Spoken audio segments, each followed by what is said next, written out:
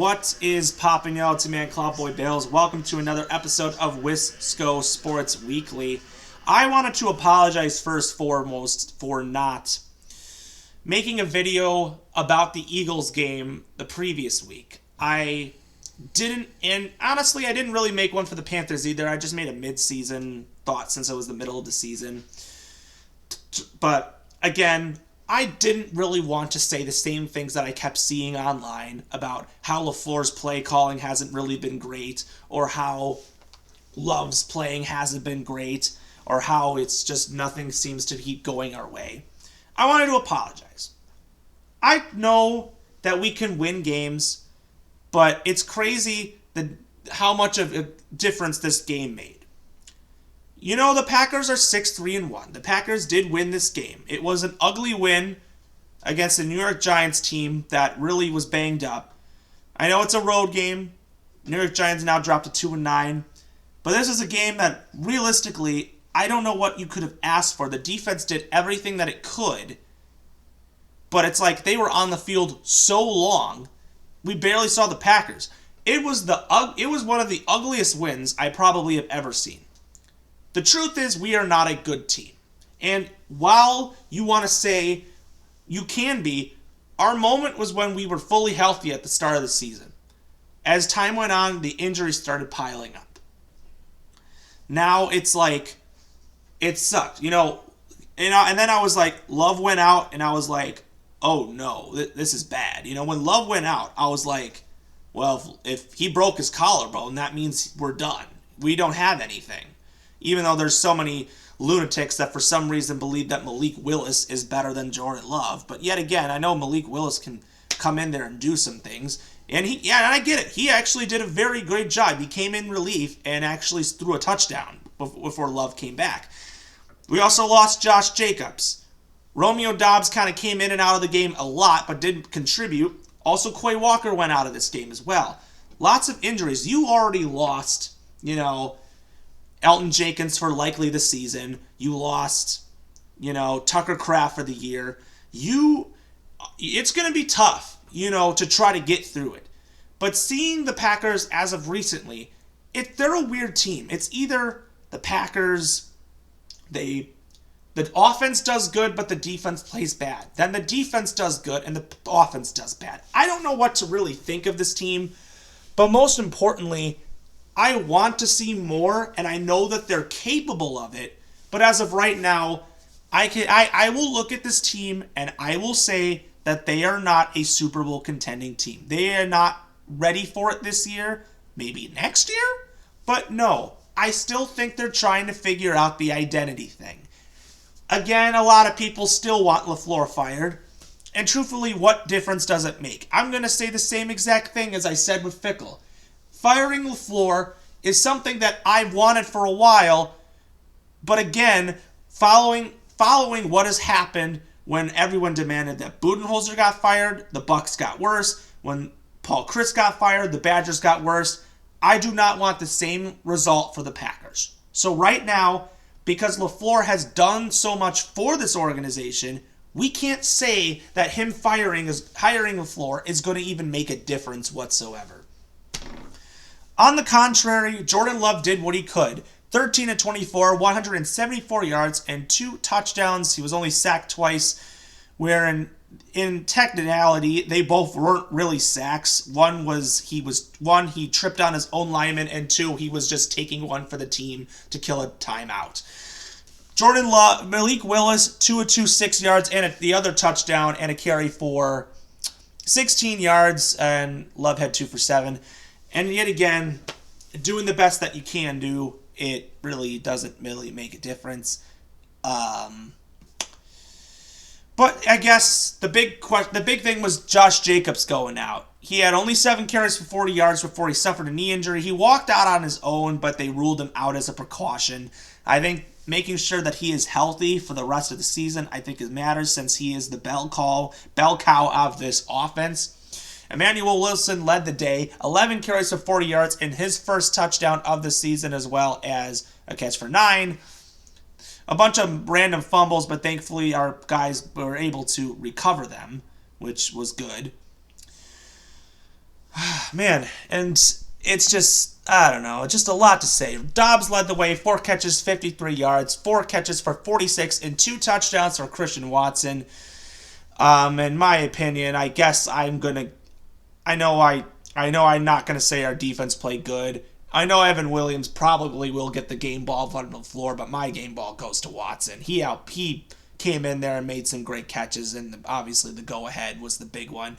A catch for 33 by Savion that kept us in this game. Also a catch for 24 by Golden.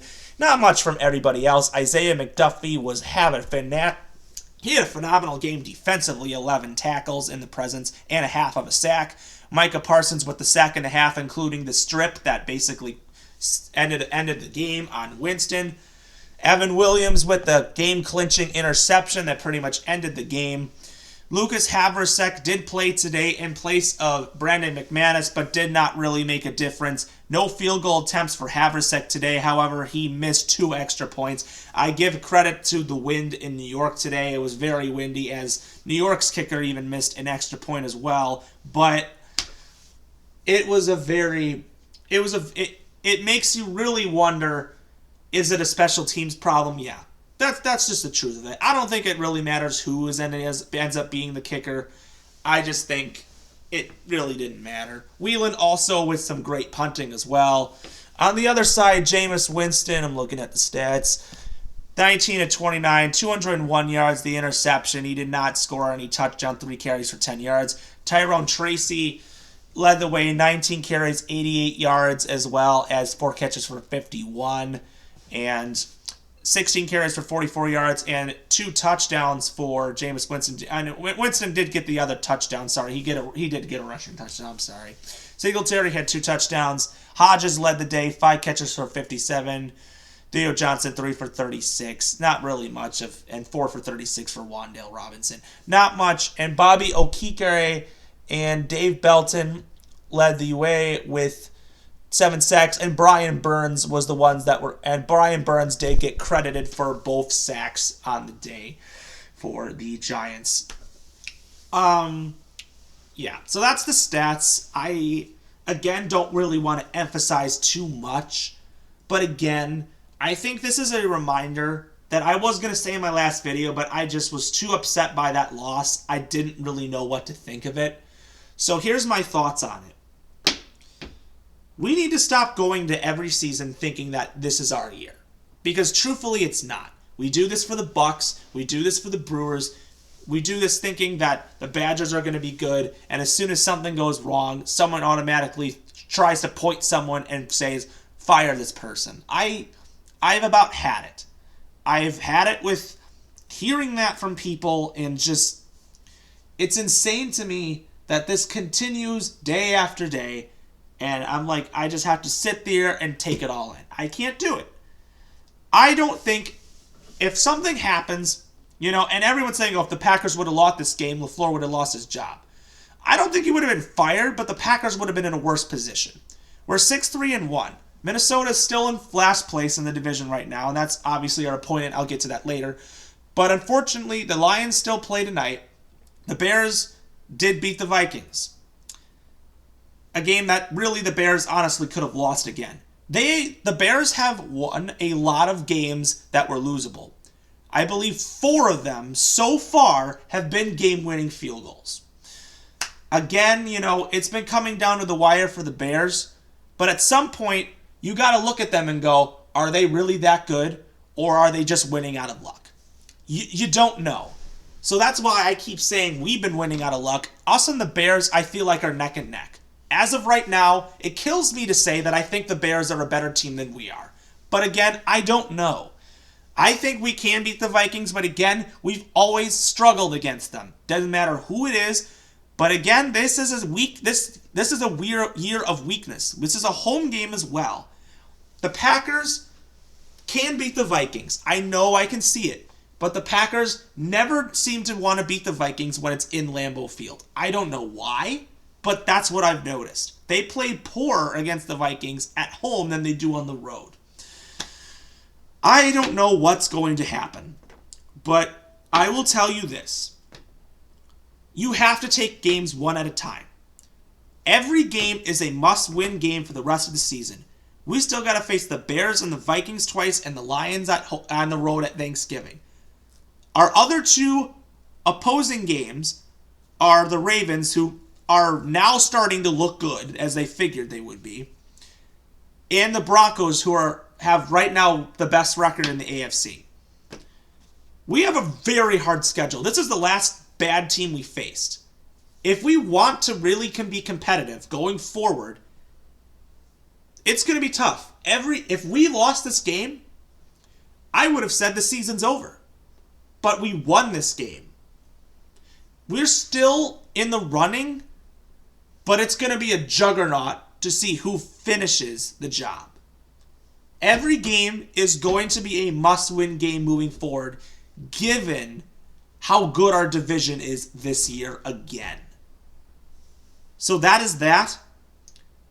It is also Toyotathon, Jordan Love's Prime month. 2 months, or should I say.